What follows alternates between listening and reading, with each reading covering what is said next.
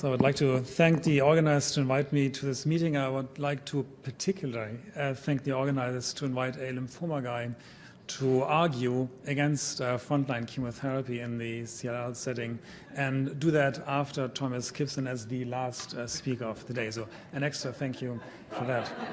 I did have a slide to point out to the semantics of chemotherapy to stop the debate right there as well, but I think that's not the plan.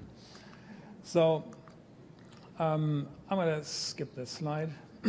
So tremendous progress has been made in the treatment of CLL based on initially a combination chemotherapy regimens and then the event of chemoimmunotherapy with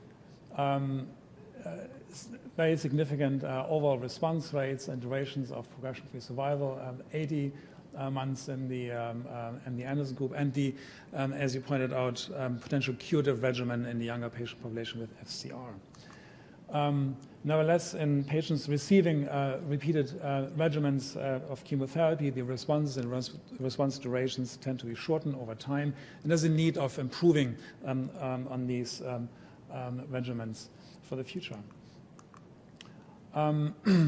So we had seen those data that were presented as an interim analysis and concluded at the interim analysis that Jane and right his now team no firm for getting recommendations us can here. be It's very much made appreciated. Also, the chairman bendamustine versus FCR as frontline regimen for physically fit patients. And I will skip going into details because we've talked about this study a few times already during the last 2 days. But bendamustine rituximab as a backbone would lend itself as a good regimen to add novel agents to it because there's room for potentially additive toxicity in this regimen. We also had talked about the study that led to the FDA approval of obinutuzumab plus chlorambucil in the frontline setting with impressive overall response rate and a CR rate of 21%. And a improvement of progression-free survival from 15.2 months with rituximab to 26.7 months with obinutuzumab. Now, in preparation for this debate, I consulted the NCCN guidelines, particularly as they just were renewed 2 months ago. And of course, chemotherapy is the standard of care for almost every indication you can read about. But the most important part I took away from it was that for each and every indication, clinical trials are being considered. And I think that's the most important way to move forward. I just want to point out to the ibrutinib data that were presented as well a few times that these results occurred independent of the very poor prognostic factors indicating poor responses to chemotherapy, which is a very significant finding of these new inhibitors. And point out to the frontline study that was presented already before of ibrutinib as initial therapy for elderly patients, which showed a not met median progression-free survival not reached yet, an overall response rate of 71%, CR rate of 13%, in a regimen that was active and safe and tolerable in a frontline setting. And of course, it requires to be evaluated in randomized studies, and those are ongoing with chlorambucil versus ibrutinib, and bendamustine rituximab as a chemo regimen versus ibrutinib rituximab or ibrutinib alone as chemo-free regimens. And those are the studies we have to wait to see if a chemo-free frontline regimen for the elderly population, the unfit population, might be suitable.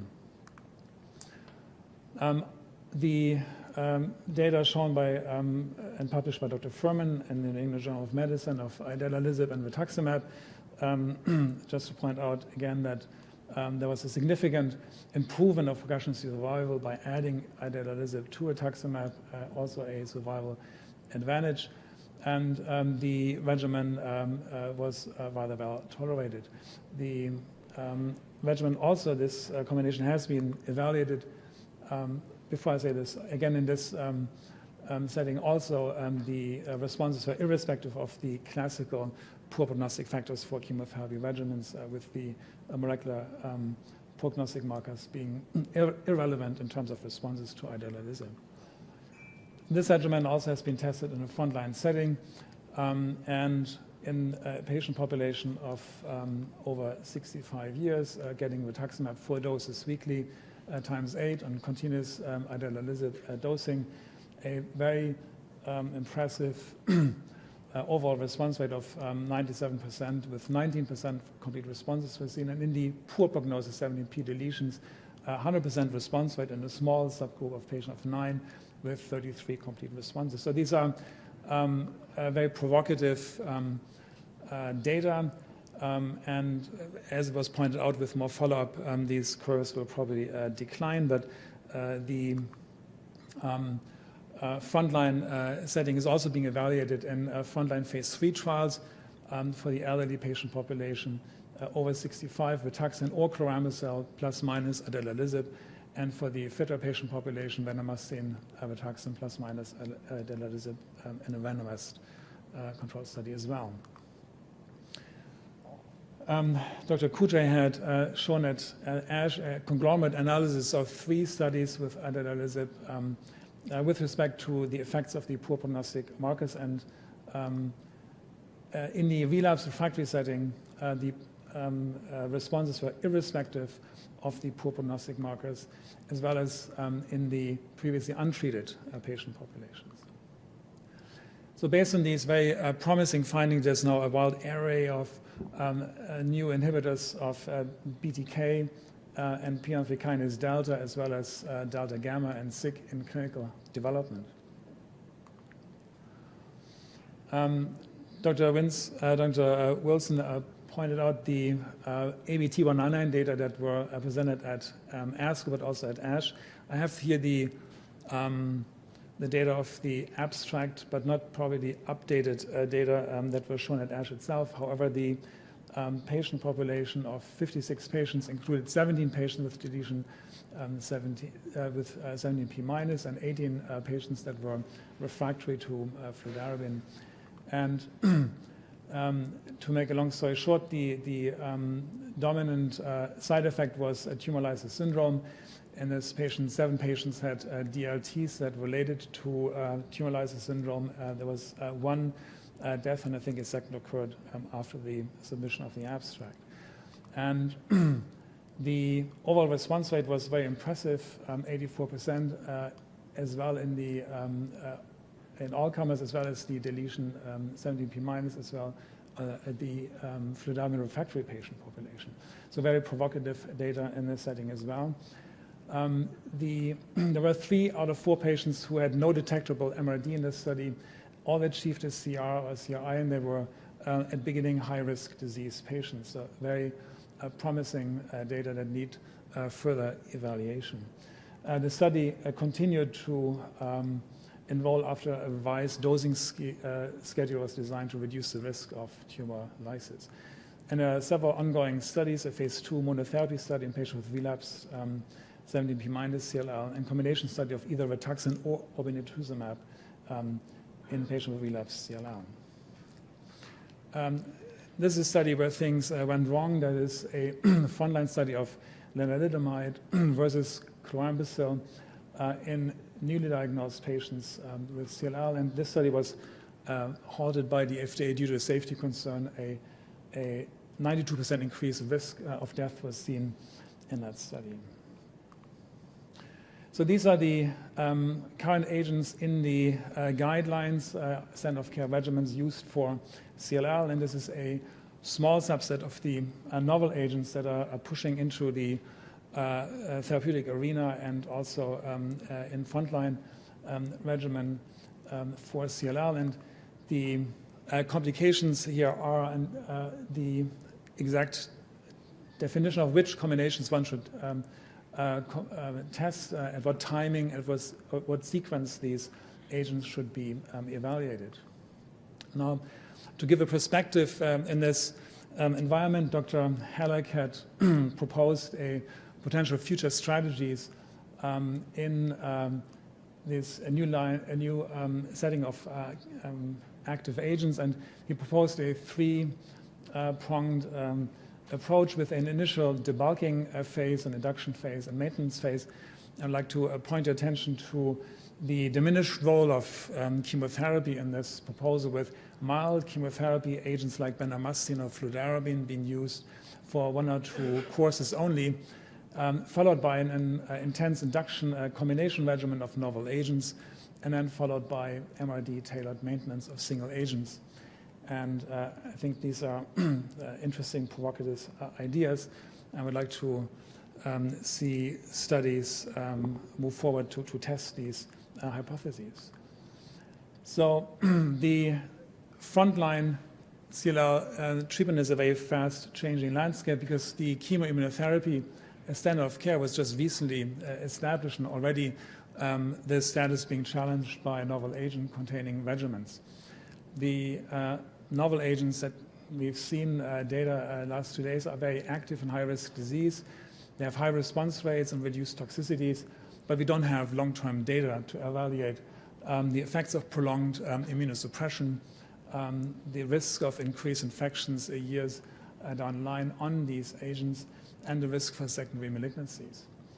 Also, in some of the inhibitors, particularly TKI inhibitors, the depth of remission is less than desirable, with residual disease burdens that require the need for ongoing therapy and are worrisome for the development of resistance while on these regimens. However, these regimens are well tolerated and not myelosuppressive. So in terms of combination regimens in young patients where we have potentially curative regimens, any combination regimen should have the goal to achieve a deep remission and MRD negativity. Again, what combination regimen would be the best to move forward, when to initiate and for what duration, and what sequencing these agents should be used will all be an issue to be tested in randomized studies. One has to be on the lookout for unexpected side effects, and I think the experience with the SYK kinase inhibitor, PI3 kinase inhibitor combination was a warning in that direction. Other questions of importance that were touched at this meeting were if these novel agents would be able to change the natural history of disease, would an earlier intervention of drugs that are active in 17p- patients prevent Victor's transformation? Would an early intervention be useful, or would it just reflect over-treatment? The issue of cost has come back a few times, and obviously the question can only be answered in randomized clinical trials. So will chemotherapy no longer be used in newly diagnosed patients? That certainly depends on FDA-labeled indications, which we don't have at this point. The outcome of ongoing registration studies and the availability of clinical trials. I think with the current data available for the elderly unfit population, a novel agent combination, be it TKI plus antibody, compares quite favorable to chlorambucil antibody combinations. And it might be a patient population where one could say no to initial chemotherapy and yes to novel agent combinations, again, in the context of a clinical trial. For the younger fit population, the standard of care is chemotherapy with FCI. You have a potential curative regimen. I think nothing will change that until data come forward that challenge that with better results. So therefore, here is no question that chemotherapy is here to stay. For high-risk patients, it will be preferable for them, either the elderly unfit or the younger fit population, to participate in well-designed clinical trials that include these novel agents to see if the outcome can be improved. And with that, I thank you for your attention. I apologize that you had to see certain studies for the 10th time, but that was my assignment.